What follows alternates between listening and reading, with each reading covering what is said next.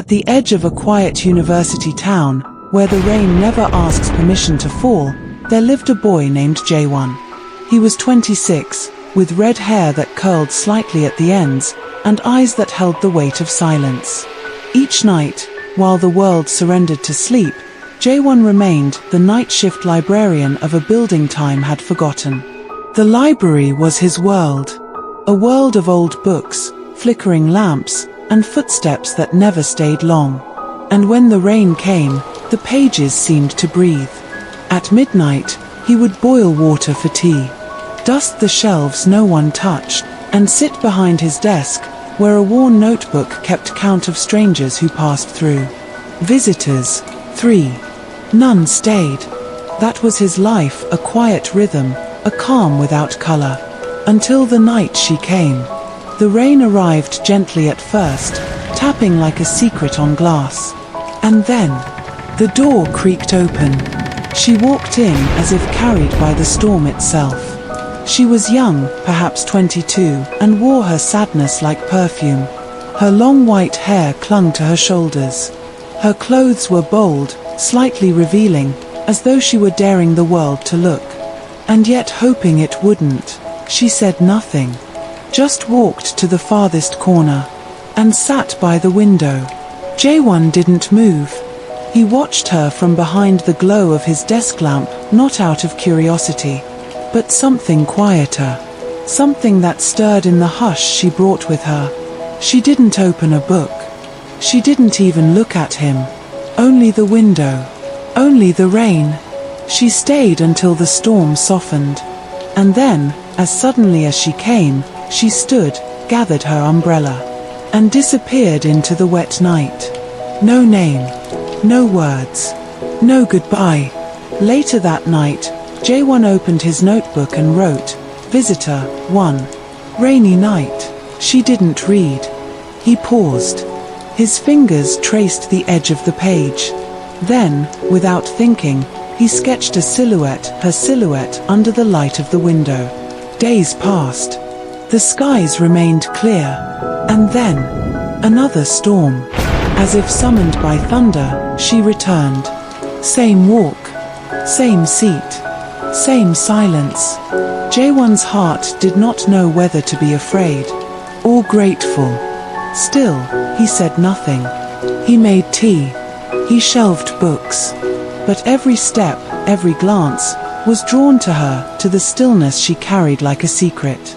And when the rain ended, she left again. Like a ghost who needed no door. But that night, just before the exit, she paused. Her voice, soft and tired, slipped into the room. Do you like the rain? Jae-won looked up, startled. Only when you're here. She smiled, barely. A flicker, there, then gone. And with that, she vanished into the night once more. But something had changed. The library no longer felt lonely. The rain no longer sounded the same. The pattern began, not planned, not spoken. Each time it rained, she returned.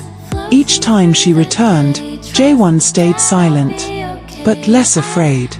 She never asked for anything. She simply sat a day. And somehow, her silence filled the room more than words ever could.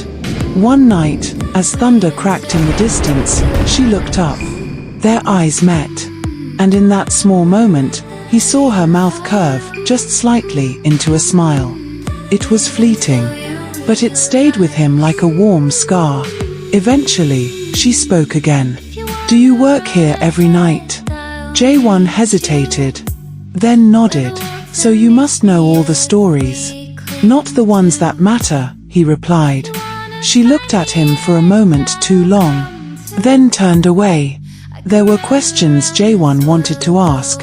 Who she was. Why she came only in the rain. What kind of sadness she carried in her shoulders. But her silence told him she wasn't ready. Or maybe, she'd already told someone once, and that was enough. The rain that night was different. Harder. Colder. She arrived late, her eyes red, makeup smudged, face wet not from the storm, but from something else. She didn't speak. She didn't sit by the window. She walked past him, stopped just a breath away, and whispered, "I don't know where to go anymore." Jae-won didn't answer with words. He simply pulled out the chair beside him. She sat a day, and for the first time, she stayed until dawn. When the sun broke through grey clouds, the library felt different. Alive. Seo-rin stood by the door, eyes softer than before. "Will you be here again?" she asked. "Only if it rains," he said, smiling. "Then maybe I'll come just to make it rain." The next storm came with wind and wildness. But that night, she laughed. Not loud, not long, but real. Jae-won froze when he heard it, like a song you only hear once in a lifetime. She reached for a book, any book. Not to read, but to feel like part of the place. Her fingers brushed his. It was nothing. It was everything. Neither of them spoke. When she left that night, Jae-won stood by the window long after. He watched the rain long after it stopped falling. And in the silence, something ached in him. Something he didn't have a name for yet. The rain returned. But Seo-rin did not. Jae-won waited. From midnight until morning. The chair by the window stayed empty. The silence, this time, felt like betrayal. And the storm sounded lonelier than ever. The next day, Jae-won moved slower. He dusted shelves that didn't need dusting. His hands shook when he poured tea. He began to wonder. Had she been real? Or had he dreamed her, stitched from shadows and loneliness? The next rain fell like an apology. And just when he had stopped looking, she stepped in again. Tonight, she wore a sheer black blouse, clinging to her damp skin, and a short pleated skirt that brushed mid-thigh bold and haunting under the library lights. She walked toward him, not the window. "Did you miss me?" she asked, almost teasing. But her eyes were glassy, as if she hadn't slept in days. "Where do you go when it's not raining?" Jae-won asked gently. She looked away. "Back to where I belong," she whispered. And he knew not to ask more.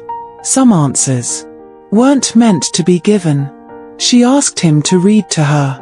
And so he did, his voice trembling, her legs curled beneath her, blouse slightly undone at the collar, as she leaned closer, listening like a child to a bedtime tale. They forgot the storm outside. For the first time, the rain didn't matter. "I used to come here a lot. With someone I loved." Her voice cracked. "He used to sit right there. He said this place made him feel safe." Jae-won said nothing. He reached across the table, not to touch her, but to be closer. "He's gone now. But I still come. When it rains. It feels like he might walk in again." She stood then, slowly, walked to the center of the library, the quietest place. There, under a skylight streaked with stormwater, she turned. Her blouse hung slightly open at the chest, her skirt swayed with each step. She wasn't trying to seduce. Only exist. "Do you think we meet people for a reason?" "I think." Jae-won paused. "Some people are just passing through. But some leave echoes." She stepped closer. Close enough for him to feel her breath. Jae-won leaned in, just barely, until her lips were almost his. But she stopped him, a hand gently on his chest. "You can't love a ghost, Jae-won." And just like that, she turned away. He didn't try to follow. He didn't call her name. Some things are too fragile to chase.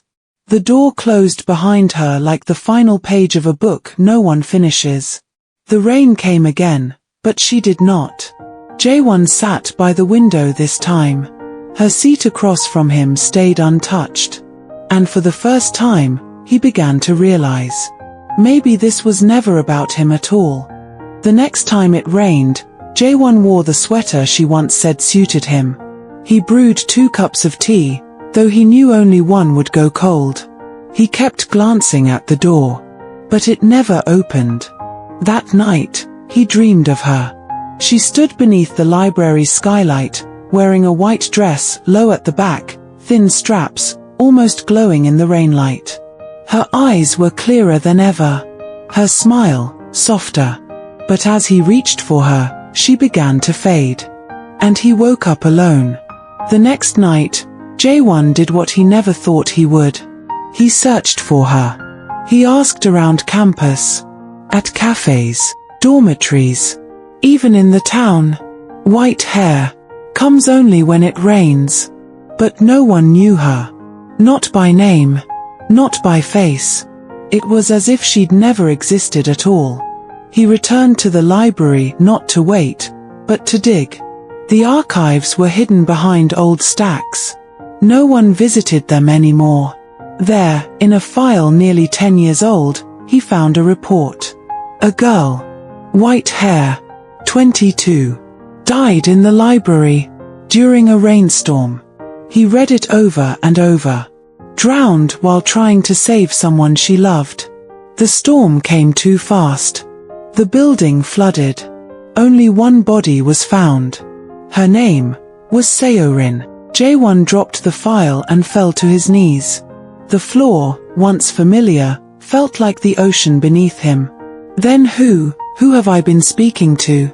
But in his heart, he already knew. She never left. Because she never truly could. Another storm rolled in days later.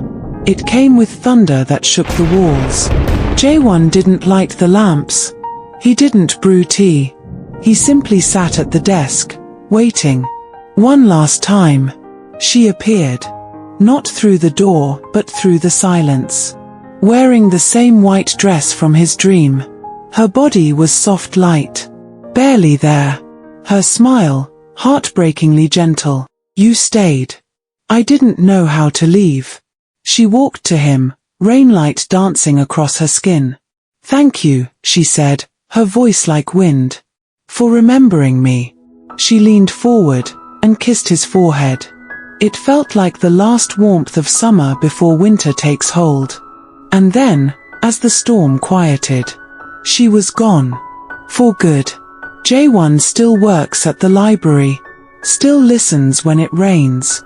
But now, when the storms pass, he no longer waits. Because he knows. She's part of the silence now. And some stories are meant to end only when someone dares to remember them.